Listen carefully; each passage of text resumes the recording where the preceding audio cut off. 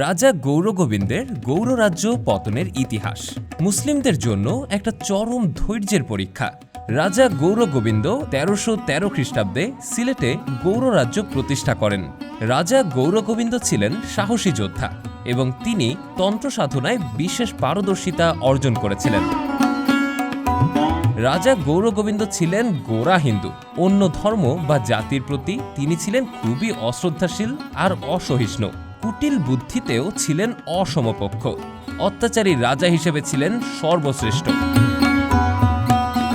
এ সময় বাংলাদেশ পর্যন্ত মুসলিম শাসন এবং অলি আউলিয়ারা ইসলাম প্রচার করতে থাকলেও সেখানে ইসলামের আলো প্রবেশ করেনি।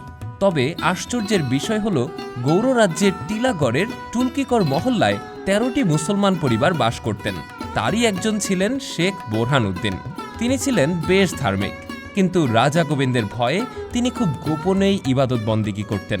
সেখানে কেউই গরু জবাই করতেন না, কারণ তা ছিল চরম শাস্তিযোগ্য অপরাধ। শেখ বোরহানউদ্দিনের কোনো সন্তান ছিল না। দীর্ঘদিন সন্তানের জন্য আল্লাহর কাছে কান্নাকাটি করার পর অবশেষে তিনি আল্লাহর কাছে সন্তানের জন্য মানত করলেন যদি তার একটি সন্তান হয় তাহলে তিনি আল্লাহর নামে একটি গরু কুরবানি করবেন। বেশ কিছুদিন অপেক্ষার পর অবশেষে সত্যি সত্যি ঘর আলো করে এলো একটা ফুটফুটে পুত্র সন্তান। আনন্দে আত্মহারা হয়ে আল্লাহর কাছে শুকরিয়া জানালেন তিনি। অতঃপর মানত পুরা করার জন্য সংকল্প করলেন, তা যত কঠিনই হোক না কেন আল্লাহর নিকট শুকরিয়া হিসেবে একদিন গোপনে একটি গরু কুরবানি করে মাংসগুলো মুসলমানদের মধ্যে বিলি করতে লাগলেন। এমন সময় একটা চিল এসে ছো মেরে এক টুকরো মাংস নিয়ে গেল। আল্লাহর কি খেলা! চিলটি মাংসের টুকরাটি ফেলল রাজা গোবিন্দের রাজকীয় দেব মন্দিরের প্রধান প্রবেশ পথে। রাজা দেখে তো রাগে অগ্নিশর্মা হয়ে গেলেন। তার আদেশ অনুযায়ী সৈন্যরা বহু খোঁজাখুঁজির পর শেখ বোরহানউদ্দিনকে রাজার সামনে উপস্থিত করল। বোরহানউদ্দিন ক্ষমা ভিক্ষা করলেও রাজা কিছুই ভ্রুক্ষেপ করলেন না। শাস্তিস্বরূপ তার ডান হাত কেটে দিলেন। নিষ্পাপ শিশুটিকে দেবতার সামনে বলি দিলেন। অবস্থা দেখে শিশুটির মা অর্থাৎ শেখ বোরহানউদ্দিনের স্ত্রী অজ্ঞান হয়ে পড়ে গেলেন, আর ফিরে এলেন না। তিনি এভাবেই মৃত্যুর কোলে ঢলে পড়লেন। আল্লাহর কাছে বিচার দিয়ে বোরহানউদ্দিন গোপনে স্থান ত্যাগ করলেন এর প্রতিশোধ নেওয়ার জন্য। আর ওই দিনই রাজার লোকেরা আক্রমণ চালিয়ে অন্য সব মুসলমানদেরকে নির্মমভাবে হত্যা করল।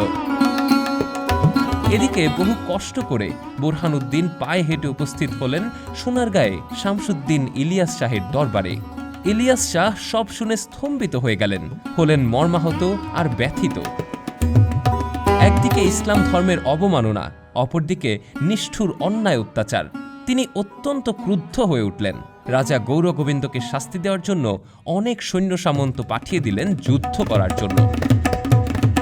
বেশ কিছুদিন যুদ্ধ হলো, শত শত মুসলিম সৈন্য শহীদ হলো, কিন্তু জয় করা হলো না। বোরহানউদ্দিনের কষ্ট, জ্বালা, যন্ত্রণা আরও বেড়ে গেল, কিন্তু শেখ বোরহানউদ্দিন থামলেন না। তিনি রওনা হলেন দিল্লির পথে। অনেক কষ্ট করে উপস্থিত হলেন দিল্লির সম্রাট আলাউদ্দিন ফিরোজ শাহ তুগলকের সামনে। তিনি ছিলেন উদার, ন্যায়পরায়ণ এবং ধার্মিক। তিনি বোরহানউদ্দিনের নিকট হতে এসব বিষয় শুনে খুবই ক্রুদ্ধ হয়ে উঠলেন। অতঃপর গোবিন্দকে শায়েস্তা করার জন্য অনেক সৈন্য সামন্ত সহ সিকান্দার গাজীকে সেনাপতি করে অভিযানে পাঠিয়ে দিলেন। কিন্তু পথিমধ্যেই অনেক প্রতিকূলতা আর রোগবালাইয়ের পর সিকান্দার গাজী ব্যর্থ হয়ে আবারও দিল্লিতে ফিরে এলেন। সম্রাট পড়ে গেলেন ভীষণ চিন্তায়। অতঃপর নতুন কিছু সৈন্য সহ আরেকজন বীর সৈয়দ নাসিরউদ্দিনকে সেনাপতি নির্বাচন করলেন। তিনি ছিলেন অত্যধিক ধর্মপরায়ণ, আমলদার এবং সত্যবাদী ব্যক্তি। তিনি কখনো নামাজ কাজা করতেন না। সম্রাটের আদেশ পেয়ে তিনি প্রস্তুতি নিতে থাকলেন।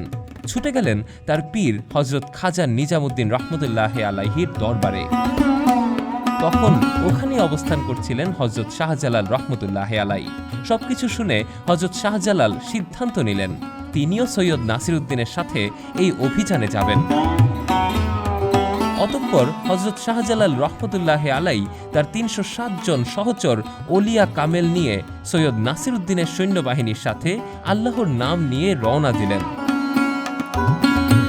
সিকান্দার গাজী তার সাথে সৈয়দ নাসিরউদ্দিন আর হযরত শাহজালালকে পেয়ে অত্যধিক খুশি হলেন।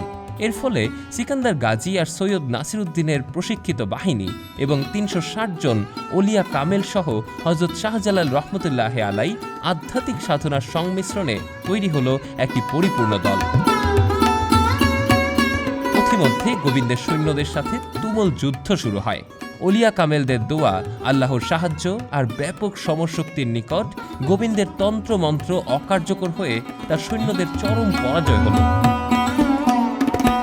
নিহত হল গোবিন্দের সেনাপতি মনা রায়। এই খবর শুনে গোবিন্দ ভীত হয়ে গেল। এদিকে মুসলিম বাহিনী অগ্রসর হতে থাকল রাজধানীর অভিমুখে। সুরমা নদী পার হয়ে রাজধানীর দিকে এগুতে থাকল তারা। রাজার সকল সৈন্য ভয়ে পালিয়ে প্রাণ বাঁচাল। মুসলিম বাহিনী এভাবেই প্রাসাদের নিকটবর্তী হল। রাজা গৌরগোবিন্দ প্রাসাদ ছেড়ে এক দুর্গে আশ্রয় নিলেন। মুসলমানরা গৌরগোবিন্দের সুউচ্চ প্রাসাদের সামনে দাঁড়িয়ে আজান দিতে লাগলেন। আজানের ধ্বনিতে গোবিন্দের সুউচ্চ প্রাসাদ ভেঙে টুকরো টুকরো হয়ে পড়ল। মুসলমানরা আল্লাহু আকবার বলে ভীষণ শব্দে ফেটে পড়ল। গোবিন্দকে পাকড়াও করে নিয়ে আসা হলো শেখ বোরহানউদ্দিনের সম্মুখে। গরু কোরবানির অপরাধে যে বোরহানউদ্দিনের ডান হাত কেটে দেওয়া হয়, নিষ্পাপ শিশু সন্তানকে মন্দিরের দেবতার সামনে বলি দেওয়া হয়, পরিশেষে স্ত্রীর মৃত্যু ঘটে। হযরত শাহজালাল রহমতুল্লাহি আলাই তখন বুরহানউদ্দিনের নিকট এই বিষয়ে মতামত জানতে চাইলেন। বুরহানউদ্দিন তাকে মাফ করে দিলেন। এতে হযরত শাহজালাল রহমতুল্লাহি আলাই খুবই খুশি হলেন। বললেন, এটাই তো আমাদের প্রিয় নবী হযরত মুহাম্মদ সাল্লাল্লাহু আলাইহি ওয়াসাল্লামের শিক্ষা। গোবিন্দকে মুক্ত করে দেওয়া হলো। তিনি তার পরিবার পরিজন এবং অনেক ধন সম্পদ নিয়ে চলে গেলেন পেঁচাগড় নামক দুর্গের দিকে। সনটা ছিল ১৩৪৪। এভাবেই উদিত হলো নতুন সূর্য, উঠতে লাগলো ইসলামের পতাকা। গৌরগোবিন্দর রাজ্যের নতুন নাম হলো জালালাবাদ। সুফিরাও জিহাদ করেছেন। এক মুসলিম আরেক মুসলিমের জন্য সাহায্যের হাত বাড়াতে দূর থেকে ছুটে এসেছেন। ইতিহাসের পুনরাবৃত্তি ঘটাতে ষড়যন্ত্র চলছে। সাম্প্রদায়িক সম্প্রীতিতে বিশ্বাসীরা আজ কে কোথায়? কোথায় আজ হযরত শাহজালাল রহমতুল্লাহি আলাইহির উত্তরসূরিরা? এ বোধোদয় আজ বড় দরকার।